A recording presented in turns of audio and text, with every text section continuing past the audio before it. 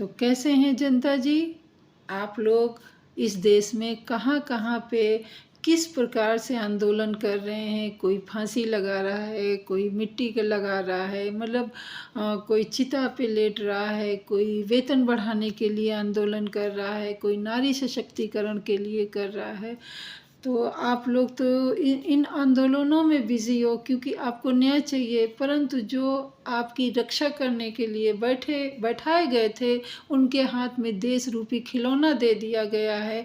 वो किस प्रकार से खेल रहे हैं, खिलौने में टूटन-फूटन आ जाती है, उसका रोना-धोना ये देश की जनता के सामने तो करने लगते हैं, परंतु देश की जनता कौन से कष्ट से गुज़र रही है, उसका रोना-धोना ये किसी के सामने नहीं करते। वो उनको सुनाई ही नहीं दे रहा है।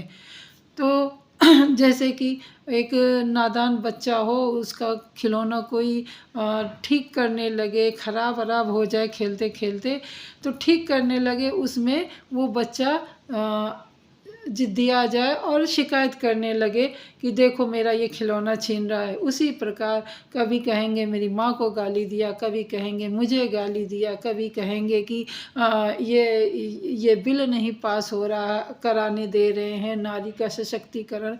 तो यहाँ पे ये सवाल उठता है कि जब नारियों का खुलेआम और आपके सामने, आपकी नाक के नीचे इतनी बुरी दशा हो रही है, इतना अत्याचार हो रहा है, उस समय उस नारी को अगर आप न्याय दिला देते हैं तो आपका बिल तो बिना कहे पास हो जाता। आपको इस तरीके से शिकायत और चिल्लाना और संसद में बवाल काटना नहीं पड़ता।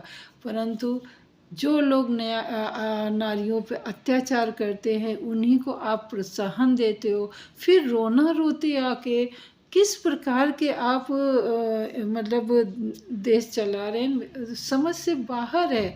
जनता त्राही-त्राही कर रही। कभी भी आपने ये नहीं कहा होगा कि हमने कौन-कौन से टैक्स लगा रखे हैं, जीना हराम करके रखा है, शिक्षा इतनी बस से बदतर हो गई है, वो कभी आप नहीं कहते। जल, जंगल, ज़मीन सब आप बेच रहे, वो कभी आप नहीं कहते।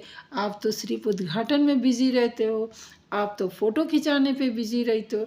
जनता का तो यही कहना है। आपका क्या कहना है?